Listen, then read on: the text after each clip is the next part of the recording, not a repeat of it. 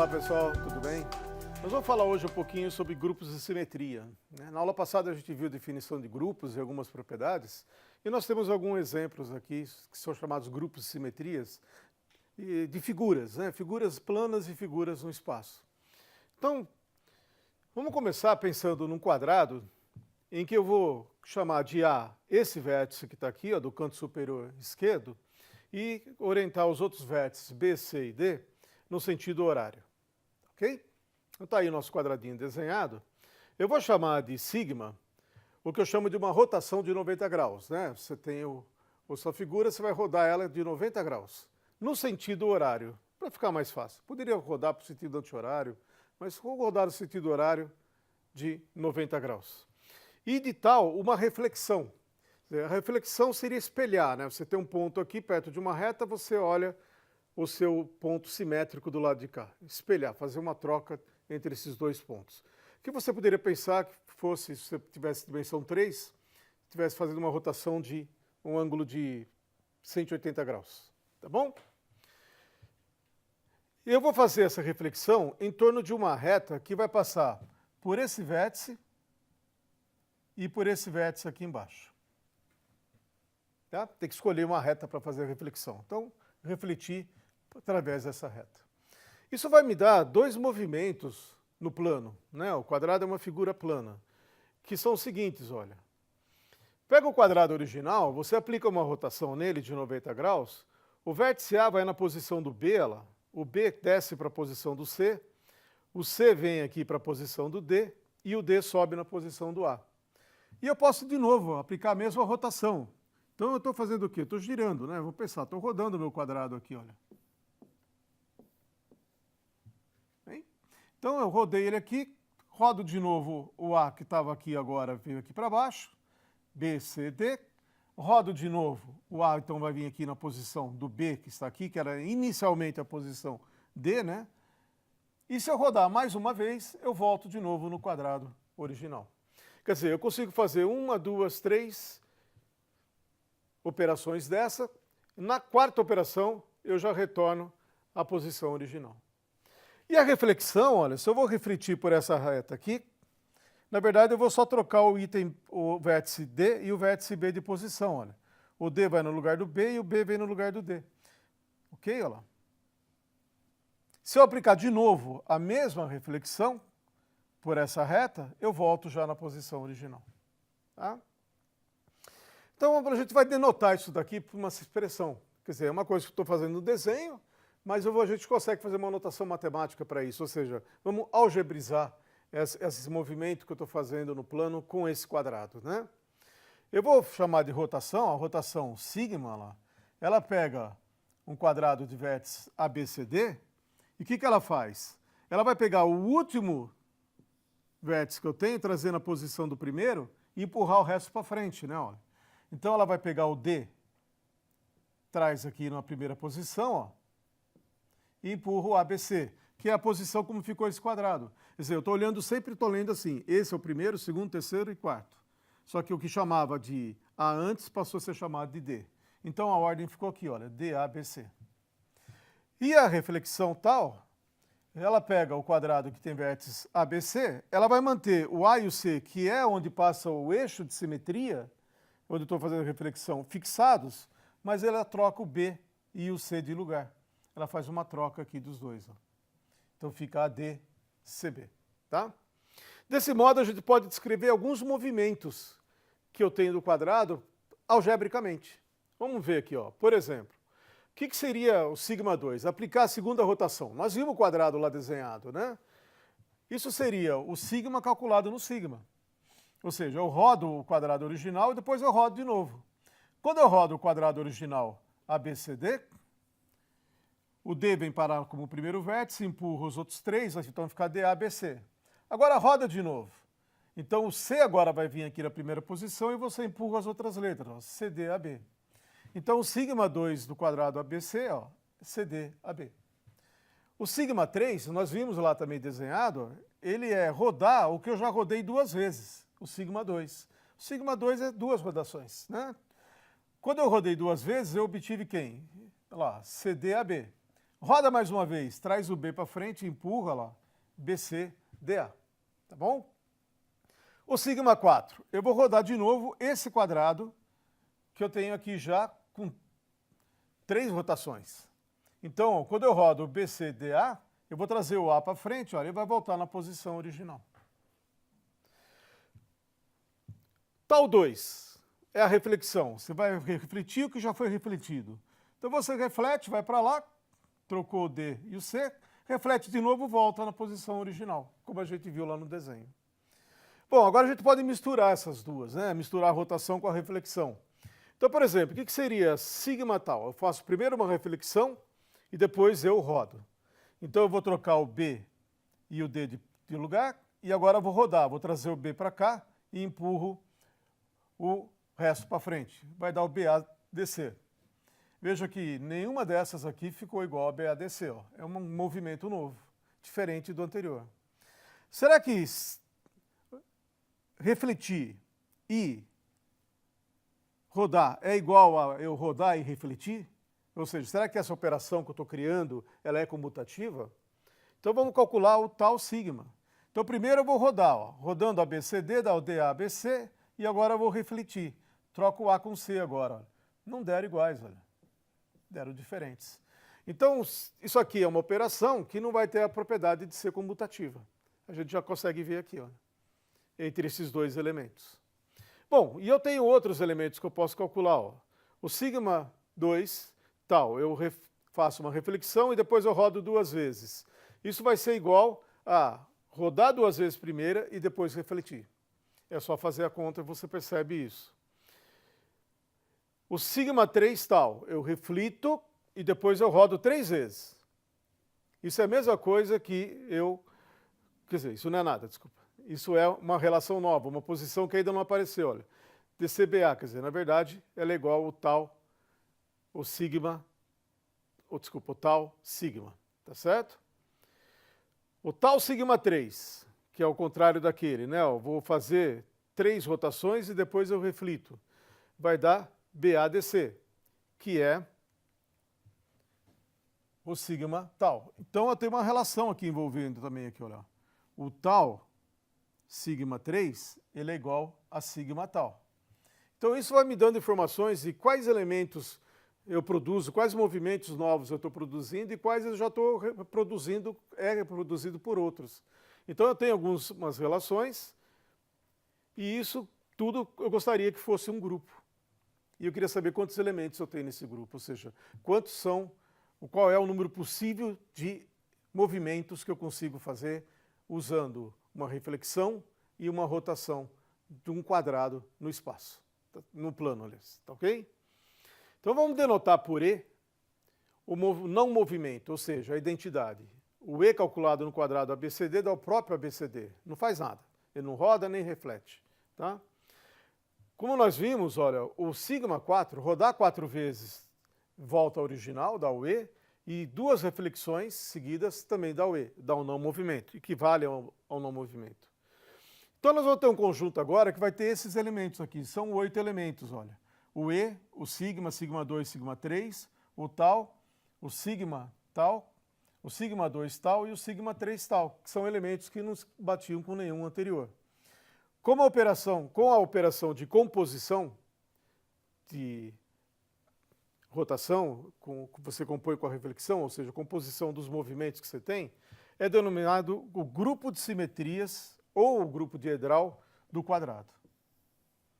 A notação que a gente vai usar aqui é o D4, e percebam que, nesse caso, né, o D4 possui exatamente o quê? 8 elementos. Ele é um grupo não cíclico, ele não é gerado por um único elemento, tá certo? O sigma não gera todo mundo sozinho, nem o tal. Ele não é abeliano, né? Nós vimos que o sigma tal é diferente do tal sigma, e possui 8 elementos. Podemos escrever D da seguinte forma. A escrita de D agora ela é meio complicada, mas é porque é a maneira matemática de escrever, olha. O D4, ele é as compostas de sigma j, tal i, onde o i varia de 0 até 1, porque quando você eleva a 0 você considera identidade, não faz nada, e 1 você faz uma reflexão, A segunda reflexão já daria de novo a identidade, então tem que separar. E o J está entre 0 e 3, que são as possibilidades que eu tenho, que é você rodar uma, duas ou três vezes, você obtém elementos diferentes. Se rodar de novo, já dá a identidade. Então, lembrando aqui que 4 rotações, 2 reflexões da identidade, e a relação que eu tenho é que sigma tal é igual a tal sigma 3. Onde o tal ela é diferente da identidade, é a reflexão, e o sigma j vai ser sempre diferente da identidade para j igual a 1, 2, 3. Eu posso fazer 3 rotações, né? Por que eu quis escrever assim? Porque eu posso generalizar isso agora para um polígono de n vértices e escrever dessa maneira. Basta ver que aqui é o n menos 1, olha, eu tinha 4 vértices lá no quadrado, então o 3 faz papel do n menos 1. Então eu posso escrever o grupo de reflexão, né? ou seja, dado um polígono regular de n lados e um eixo de reflexão que passa por um dos vértices e pelo centro desse polígono, nem sempre o centro é a diagonal, que passa em 2 vértices, né? Mas o centro do polígono, o grupo dn, determinado pelas composições e rotações e reflexões, ele é dado com essa expressão. A única coisa que mudou daquele D4 que a gente fez é que agora aqui, olha, fica menor que n, lá era menor que 4, na verdade menor ou igual a 3, né? E você ia até tal 3 aqui, sigma 3, que era o n menos 1. Então aqui vai no sigma n menos 1. E você tem agora quantas rotações você pode fazer? Eu tenho n vértices, né? Então eu posso rodar n vezes. Só que se eu rodar n vezes, eu volto ao original. Então n menos 1 rotações me garante um elemento novo. Esse grupo vai ter exatamente 2n elementos. Tá? Exatamente como a gente fez lá no caso particular do D4. Dado um polígono regular com n lados, seja sigma a rotação 2π sobre n radianos. Eu rodo desse arco, de 2π sobre n. N é o número de lados do meu polígono, no sentido horário. Eu vou denotar por Cn o conjunto ou o grupo gerado só pelas rotações. Sigma, sigma 2, sigma n menos 1, e a identidade que seria próximo sigma n. Isso também é um grupo que é chamado grupo de rotações de 2π sobre n radianos. Tá? Esse grupo, por sua vez, ele é cíclico, gerado por sigma, pela rotação sigma, vai possuir exatamente n elementos e vai ser abeliano. Então, se eu considerar só as rotações, descartar as reflexões, eu passo a ter um grupo cíclico, abeliano, com n elementos. Tá bom? Teorema. Se G é um grupo finito de simetrias de uma figura plana qualquer do plano, uma figura plana qualquer, então G ele é ou um Cn para algum n, ou ele é um diedral dn. Não foge disso. Então qualquer figura plana, quais são o número de simetrias que eu tenho? É o número de elementos de Cn, que seria n, ou o número de elementos de dn, que seriam 2n. Qualquer que seja essa figura que você tenha no plano. Tá? Bem complicado de demonstrar isso. Não é muito complicado, mas envolve um pouco mais de álgebra do que a gente estudou. Vamos agora para o espaço. Né, olha, vamos pegar a ABCD, um tetraedro regular. Então são 4 faces e cada face é um triângulo equilátero. E vamos chamar de M o centro do triângulo da face BCD, que é oposta ao vértice A. Vou chamar de R a reta que contém o vértice A e passa pelo ponto M. Usando a reta R como um eixo, como se fosse um eixo, nós denotamos por sigma a rotação de 2π sobre 3, eu tenho 3 vértices, né, no triângulo, no sentido horário. Ou seja, o sigma de BCD vai trazer o D para frente e empurra o B e o C, ó, DBC. Vamos ver o desenho que eu quero explicar, olha. Eu tenho meu tetraedro, vou pegar o ponto médio, que é o ponto central aqui do triângulo aqui embaixo, dessa face que é o triângulo equilátero, pega a reta que passa por A e por esse ponto. E agora eu vou rodar aqui, olha. Quando eu olho de cima, eu estou vendo no sentido horário. Essa é a ideia de sentido horário. Então, quando eu aplico a minha rotação, eu vou trazer o B no lugar do C, e o C vai lá no lugar do D, ó. E o D vai então para o lugar do B, e fica assim. Eu rodei aqui, ó. Eu posso rodar de novo. E aí eu vou trazer o D para cá, o B vem aqui e o C vai para lá, olha. C, D e B. Então essas são as rotações. Se eu rodar mais uma vez, logicamente eu volto para o meu tetraedro original. Mas vejam que eu não tenho só esse eixo para fazer essa rotação. Eu poderia pegar um eixo que passasse, por exemplo, por B e pelo ponto, pelo centro dessa face aqui, ó.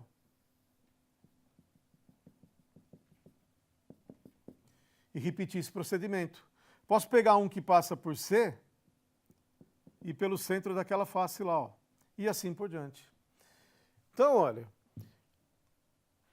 temos ainda mais 3 outros eixos de simetria, como a reta R. Cada um contendo um dos 3 vértices, totalizando 8 simetrias possíveis distintas desse tipo. Então eu tenho 8 simetrias do tipo, mantenho um vértice fixo e rodo o triângulo da face oposta, mandando um vértice no outro. Eu tenho 8 diferentes, 8 movimentos possíveis diferentes. Tá? Mas eu tenho ainda mais uma rotação que eu posso fazer com o tetraedro. Vamos chamar de P e Q os pontos médios das arestas reversas, AB e CD, respectivamente. E S, a reta que passa por P e por Q. Vou chamar de ρ a rotação agora de π radianos, de 180 graus. No sentido horário, em torno dessa reta S. Então, o ρ de ABCD, nós vamos ver o desenho, vai ficar mais claro, ele vai dar quanto? Vai dar BADC. Vamos ver, olha. Vamos ver o desenho, olha. Eu peguei o ponto médio desse lado e o ponto médio dessa aresta, desse outro lado. Os dois são reversos. E agora eu vou pegar a reta que passa por esses 2 pontos. E agora eu vou rodar em torno dessa reta, ó. Quando eu rodo em torno dessa reta, o B vem no lugar do C, o C vai no lugar do D. Desculpa, o C e o D trocam de posição, né? O B vai no lugar do A e o A vem no lugar do B. Então, quando eu faço essa rotação para a reta, essa reta vai ficar fixada, eu vou ter o A aqui embaixo, o B lá em cima, o D agora veio para cá e o C fica ali. Se eu rodar de novo, eu volto na posição original. Ou seja, né, o ρ2 vai dar identidade. Quantos eixos mais desses eu tenho, hein? Eu tenho esse par de retas reversas, arestas reversas. Tenho esse par que é arestas reversas também. Tá? E tenho esse outro par, ó, essa aresta aqui e aquela do fundo que está pontilhada lá. Então eu ainda tenho mais 2 possibilidades, né? Temos ainda mais 2 outros eixos de reflexão, como a reta S, cada um contendo os pontos médios dos outros 2 pares de arestas reversas. No total, eu tenho mais 3 simetrias desse tipo, porque eu faço uma mudança, quando eu faço a mudança de volta, eu volto para o original, então eu não fiz nada. Então é uma nova posição que eu tenho para aquele tetraedro, simétrica à original, à inicial. Tá? Contando com a identidade, que seria exatamente o não movimento, de novo, eu olho o tetraedro e não faço nenhum movimento, não rodo nada, e reunindo todas essas possibilidades, eu vou ter o que a gente chama de...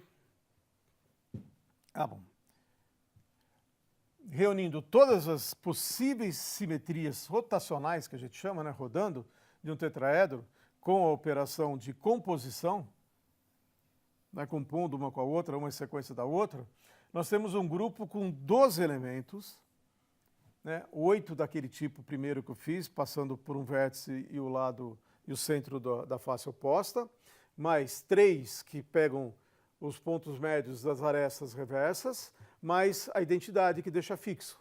Então, somando tudo, dá 12, e isso daí é chamado de grupo das simetrias rotacionais do tetraedro. Ele é denotado pela letra T maiúscula. Bom, como é que fica, então, agora uma figura no espaço? Como é que eu estudo as possibilidades dela com relação às simetrias rotacionais, só por rotação? Então, nós temos o seguinte teorema. Olha. Se G é um grupo finito de simetrias rotacionais de uma figura qualquer lá no R3, no espaço, então G é isomorfo, ou seja, ele é um dos seguintes grupos de simetrias rotacionais que a gente conhece. Ou o Cn, aquele das rotações de n lados, ou ele é um diedral Dn, ou ele é esse grupo T de simetrias rotacionais de um tetraedro regular, ou ele é o grupo de simetrias rotacionais de um cubo ou de um octaedro regular, ou então ele é o grupo I, o grupo de simetrias rotacionais do dodecaedro ou um icosaedro regular. Não existe outra possibilidade de simetria para esses elementos no espaço. Como é que eu demonstro? É pura álgebra. Quer dizer, é a álgebra aplicada para resolver os problemas da geometria. E eu preciso de uma álgebra um pouco mais aprofundada para poder provar essas coisas. Ok? Pessoal, por hoje é só. Na próxima aula a gente vai ver alguns exercícios. Ok? Obrigado e até lá.